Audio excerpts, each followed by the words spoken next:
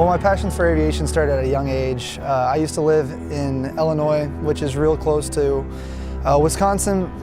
And in Wisconsin and Oshkosh, they have the world's largest aviation air show. And my dad had a passion for aviation when he was a teenager and got his license. And that passion rolled over to mine because every year we used to go to the world's largest aviation show. The courses, they're very difficult.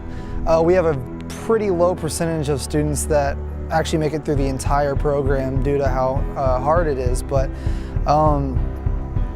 it's going well. If you have a love for it, it's going to be much easier, but it is very tough. There's a lot of intensive studying that goes along with it.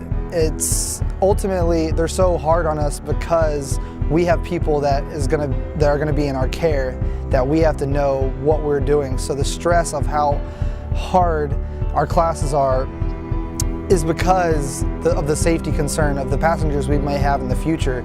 Well, the money is definitely an issue. It costs almost twice as much as a normal major to be an aviation major because we're paying for our normal tuition like everybody else, but on top of that, we're paying for our flight hours. And a lot of people think that comes with our tuition, but it doesn't. For the main basic airplane, which I have about 200 hours in, that's $180 an hour to fly that airplane. And the airplane that I'm just now finishing my training on is close to about $300 an hour. So if I need 20 hours of flight time in a Seminole, which is the airplane that I am just now getting done with training, it costs $6,000 right then and there. But that's only 20 hours. You got a picture. I now have 250 hours. So the money has been a big impact, but I've had great parents that have really helped me through the monetary issue.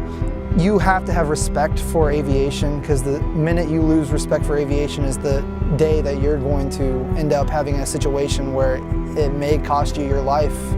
And that respect must stay there, otherwise this may not be for you. I was flying into the Teterboro airport and I had an airplane pass over me about 400 feet above me, and it was one of the huge jumbo liners that you'll see at big airports that flew right over me. It was really crazy. I am really close. Hopefully within the next 7 days I will be considered a commercial pilot in the aviation industry. That will allow me to get paid and become a flight instructor. After I finish my check ride for my commercial license, Liberty is going to be paying for my training to become a certified flight instructor for Liberty, and I will be able to teach kids just like me a couple years ago how to fly. A lot of pilots, I mean, they've been doing this for so long, that love really isn't there anymore. And they're really bitter throughout their whole day is what we've been told. And really, you could, ask them, hey, you want me to pray for you before this flight? Or just ask them how their lives are doing. Something that knows that we're different.